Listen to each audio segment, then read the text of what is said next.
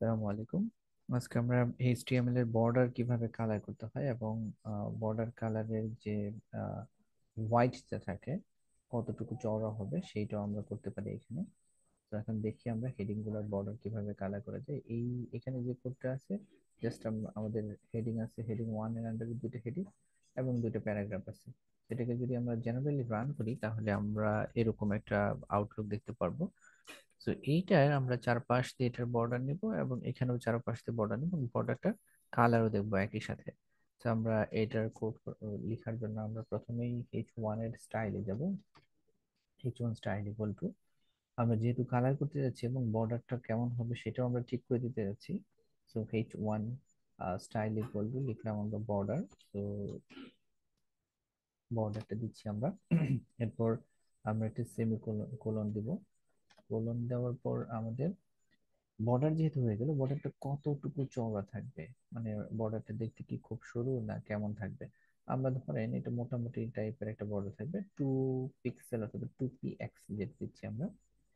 তো 2px দিয়ে দিলাম। এবার আমাদের বর্ডারটার কালার কেমন থাকবে, আমরা ধরেন দিচ্ছি সলিড ব্লু, ব্লু কালারের দিচ্ছি।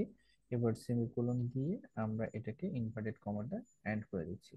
তার মানে আমাদের H1 যে হেডিংটা আছে, welcome to HTML learning class, এইটা একটা চারপাশে একটা বর্ডার থাকবে এবং বর্ডারটা থাকবে 2px, মানে 2 গুণ বেশি আর কি, মোটা দেখা যাবে এবং সেটা সলিড ব্লু কালারের থাকবে। তো আমরা যদি এবার কন্ট্রোল এস দিয়ে সেভ করবো অথবা ম্যানুয়ালি সেভ করে নিলাম আমি, এখান থেকে কিবোর্ড দিয়েও সেভ করে দিই, মাউস দিয়েও করে দিই। আমি কিবোর্ড দিয়ে কন্ট্রোল এস চেপে সেভ করে নিচ্ছি। এবার এটা হলো আমাদের আগের অপশনটা, আগে যেভাবে আমাদের টেক্সট ছিল, যেটা আমাদের করছিল। এবার আমরা জাস্ট রিলোড দিব। রিলোড দিলে দেখেন পুরো হেডিংটা একটা চারপাশে বর্ডার হয়ে গেছে এবং সেটা ব্লু কালার হয়ে গেছে, সলিড ব্লু। আমরা যদি এইখানে একটা বর্ডার দিতে চাই, একই ভাবে আমরা একটা কোড লিখবো এখানে, যে H1 স্টাইল ইকুয়াল টু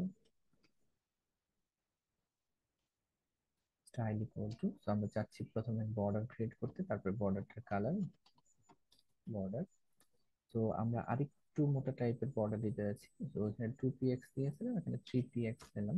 তাহলে বুঝতে পারবেন যে এটার পার্থক্যটা কি। এখানে আমরা সলিড, আমরা একই কালার দিচ্ছি, সলিড ব্লু। এবার আমাদের সেমিকোলন দিয়ে আমরা ইনভার্টেড কমাটা এন্ডিং করে দিলাম। এবার আমরা কিবোর্ড থেকে কন্ট্রোল এস চেপে সেভ করতে পারি অথবা মাউস দিয়ে আমরা এখানে ম্যানুয়ালি সেভ করতে পারি। আমি কিবোর্ড থেকে কন্ট্রোল এস প্রেস করে সেভ করে নিলাম। দেন আমরা আবার রান করলাম, প্রোগ্রামটা রিলোড দিচ্ছি। তো দেখেন এটা 2px ছিল, এটা 3px।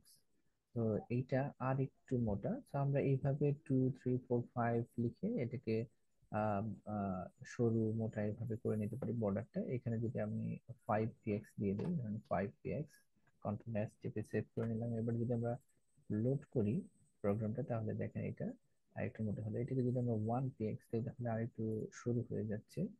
তো 1px, এভাবে আপনাদের প্রয়োজন মতো আর যে যখন যেটা দরকার হবে সেই অনুযায়ী আমরা বর্ডারটা ক্রিয়েট করে নিতে পারি।